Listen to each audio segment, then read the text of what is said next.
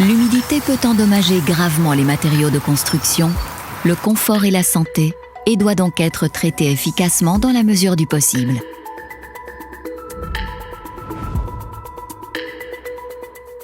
Er zijn heel veel mogelijke vochtproblemen in gebouwen. Dus als je die vochtproblemen wil aanpakken, dan moet je natuurlijk een grondige vochtdiagnose uitvoeren.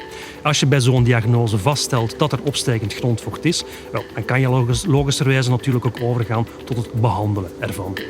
Deux types de méthodes existent, des méthodes stoppant ou limitant les remontées capillaires et des méthodes qui traitent les symptômes. Les remontées capillaires peuvent être stoppées par la mise en place d'une barrière physique. L'efficacité de cette méthode est redoutable si elle est bien mise en œuvre. En revanche, elle ne peut être appliquée sur des bâtiments ayant des murs très épais ou bien avec des moellons et des joints non horizontaux et discontinus, et bien sûr pour les bâtiments instables.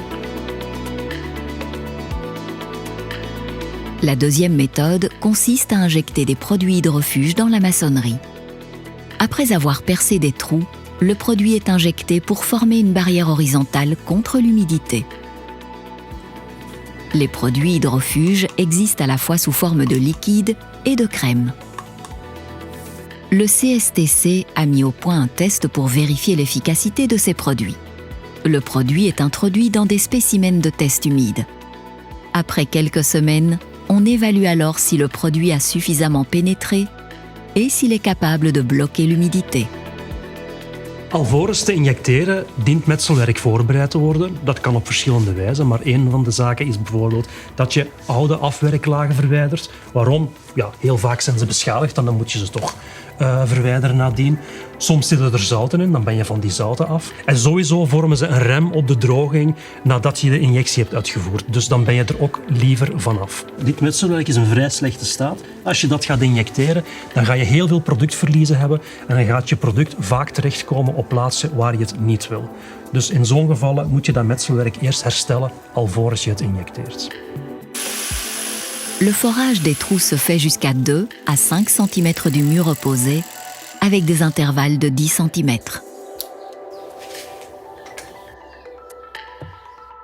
Les produits sont alors injectés dans ces trous, soit à basse pression, soit manuellement. Oud metselwerk is soms laag kwalitatief, bevat heel veel scheuren en holten, zoals je bijvoorbeeld hier ziet. In zo'n gevallen kan je misschien best opteren om te injecteren met een crèmevormig product, omwille van de eenvoudige reden dat je dan minder productverliezen zal hebben. Une fois injectés, les trous sont rebouchés avec un mortier hydrophobe. S'il s'agit de produits sous forme de crème ou de gel, seuls les premiers millimètres doivent être rebouchés. Les éventuelles coulures doivent être nettoyées. Le délai d'assèchement dépend fortement de la ventilation et un minimum de température est conseillé. Généralement, on conseille aussi d'attendre environ 1 an pour poser les finitions intérieures. On peut donc conclure que les injections, dans la plupart des cas, si elles sont bien mises en œuvre, est une méthode efficace pour lutter contre l'humidité ascensionnelle. Il existe divers traitements qui ont pour but de favoriser l'évaporation de l'eau renfermée dans les maçonneries. Il s'agit du placement à l'intérieur de la maçonnerie humide de conduits en terre cuite, en alumine ou en plastique.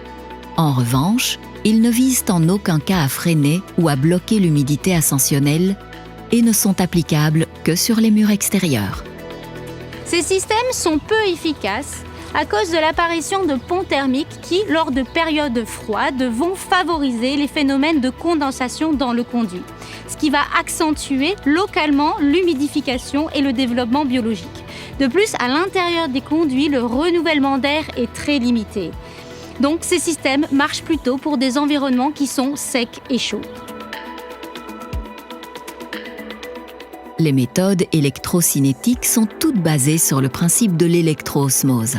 Il y a une différence de potentiel électrique entre le sol et la maçonnerie qui serait à l'origine des mouvements capillaires de l'eau dans les matériaux poreux de la maçonnerie. Le principe du traitement par électroosmose vise à annuler cette différence de potentiel ou à l'inverser afin de bloquer ou de repousser l'humidité ascensionnelle. L'efficacité de ces méthodes, qui semblent dépendre de nombreux paramètres tels que le type de sonde ou bien le contexte environnemental, n'a pas encore été scientifiquement démontrée. C'est pourquoi le CSTC suit actuellement un chantier de test.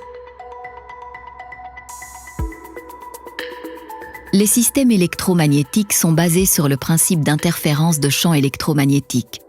Il consiste à installer, dans les locaux concernés par l'humidité, un appareil qui neutralise ces champs au sein des maçonneries et empêche ainsi les remontées capillaires. Ces systèmes n'ont pas encore pu être scientifiquement prouvés, étant donné que les chantiers modèles présentent plusieurs interventions en parallèle. Par exemple, on va mettre le boîtier électromagnétique, mais aussi appliquer des enduits assainissants et améliorer la ventilation. C'est pourquoi le CSTC actuellement a un chantier modèle qui permet de tester le boîtier électromagnétique. Parmi les méthodes agissant sur les symptômes, les enduits assainissants peuvent être appliqués avec ou sans injection. Ils vont permettre de collecter les sels contenus dans les murs. Ces enduits constituent une solution intéressante dans les cas où le blocage de l'humidité capillaire est impossible ou dans les cas où la pose de revêtements étanches comporte un risque trop important de déplacement du problème d'humidité. Les enduits ont une durabilité limitée de 5 à 25 ans en fonction de la quantité de sel qu'il y a dans la maçonnerie qui va migrer dans l'enduit et y kristalliser. Saneerpleisters vormen een interessante optie voor indien men er niet in slaagt om opstijgend grondvocht succesvol te behandelen, of voor die gevallen waarbij een bepaald onderliggend vochtprobleem zich dreigt te verplaatsen door het aanbrengen van een muurafwerking. Les problèmes d'humidité ascensionnelle sont causés par les remontées d'eau par capillarité dans la maçonnerie. Plusieurs interventions sont possibles qui vont soit limiter ou stopper cette source d'humidité ou bien traiter le symptôme. Dans la plupart des cas, il s'agit d'une combinaison de mesures. On va par exemple faire des injections, mais aussi appliquer un enduit assainissant ou bien un enduit étanche. Pour plus d'informations, veuillez consulter le site Bérénovatif ou voir aussi les autres vidéos sur cstc.be.